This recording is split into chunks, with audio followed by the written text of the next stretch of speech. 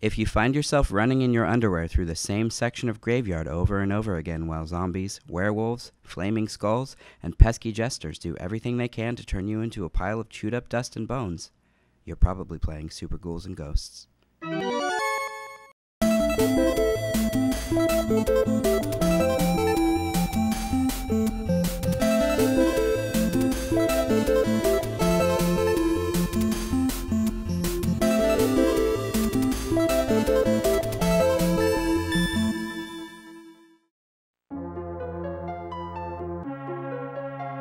Really, though, that scenario could describe an entire series of games.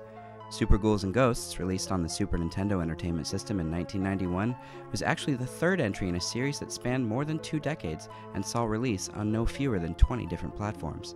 That series, known variably as Ghosts and Goblins, or Ghouls and Ghosts, or Makai Mura, or simply G&G, has earned a reputation as one of the most brutal examples of what we old-timers like to call Nintendo hard. But it's also one of the most fondly remembered action series of the 80s and 90s. This despite the fact that 9 out of 10 people who've played the games have never even made it past the first stage.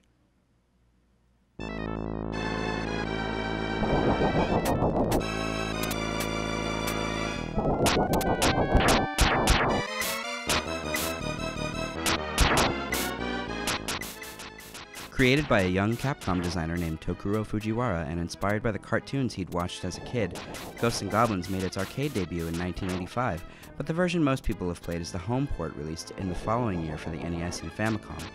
The follow-up, Ghouls and Ghosts, saw dual release in late 1988, both as an arcade game and as a Sega Genesis launch title.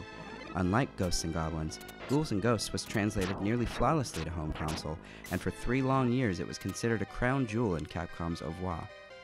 Then, just a few months after the August 1991 North American debut of Nintendo's 16-bit console, Super Ghouls and Ghosts launched as an SNES exclusive. To this day, it's widely considered the best game in the series. Regardless of which G&G game you start with, the plot and structure remain more or less the same from game to game. Players assume the role of Arthur, a bearded knight who's just trying to have a little sexy time with his lady, the Princess Guinevere, aka Prin Prin, when the dastardly Astaroth, aka Satan, snatches her away and challenges Arthur to come rescue her. Curiously, Super Ghouls and Ghosts is the only entry in the series that doesn't start with Arthur lounging in his tidy whities, while the princess fawns over him, but this is probably the result of Nintendo's censorship policies at the time, which weren't lifted until the home console release of Mortal Kombat 2, nearly 3 years later.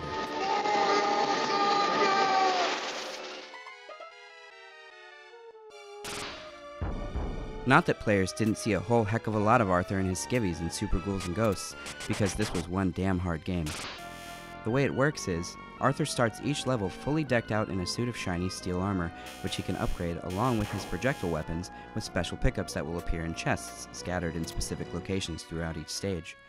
Counterintuitively, upgraded armor enhances weapon strength rather than allowing Arthur to withstand additional damage. Regardless of how much trouble you went through to find that gold armor and blue shield, our hero can still only take a single attack before his armor shatters and he's left to fend for himself in little more than his small clothes. This unforgiving health system is made even more agonizing by the fact that enemy patterns are almost completely inscrutable. Sure, they follow the same basic movements, but the high frequency and unpredictability of their spawning locations can make the game feel overwhelmingly chaotic. This might be because Tokuro Fujiwara's aesthetic has always aspired towards cinematic action, an aesthetic that crystallized in Resident Evil 5 years later. Oh, Barry! That was too close. You were almost a Jill sandwich. But it might also be because he was kind of a bastard. When an interviewer for Japanese gaming magazine Continue told Fujiwara in 2003 that Ghosts and Goblins made him want to cry, Fujiwara admitted to tweaking the game to make it more difficult after observing arcade players who figured out tricks that helped them through the toughest sections of the game.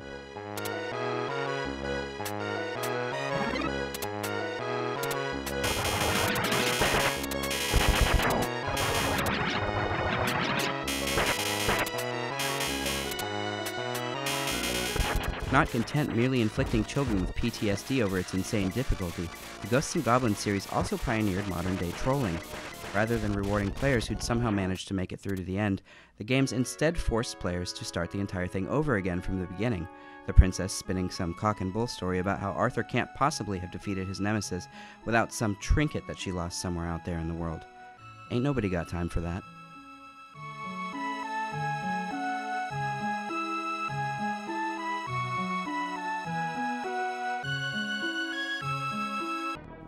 Super Ghouls and Ghosts may be considered the best of the Ghosts and Goblins games, but it does suffer one major drawback not seen in any other series entry: some pretty crippling slowdown that occurs whenever more than a handful of enemy sprites appear on screen at once. It's a pretty frustrating setback given how effortlessly the Genesis handled 3 times the amount of sprites in Ghouls and Ghosts 3 years prior, but Capcom did eventually correct the problem when it reissued the series as part of its Japan-only Capcom Generations compilations on the PlayStation and Sega Saturn in 1998. Those ports did eventually make it to North America as Capcom Classics Collection for the PlayStation 2 and Xbox, and Capcom Classics Collection Reloaded for the PlayStation Portable.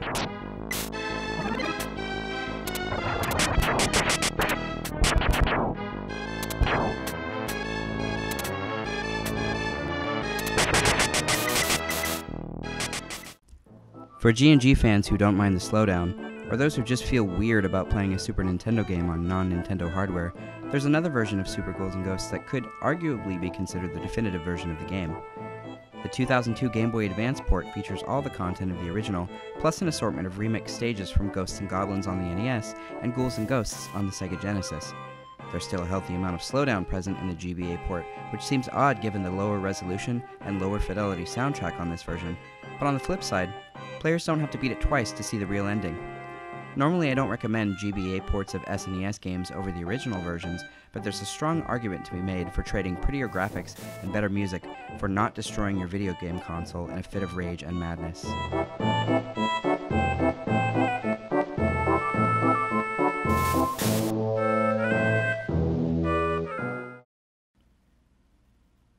Whichever version of Super Ghouls and Ghosts players prefer, one thing is abundantly clear.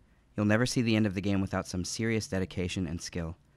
If you manage to make it through all 8 stages of the game, even without getting the real ending, give yourself a pat on the back.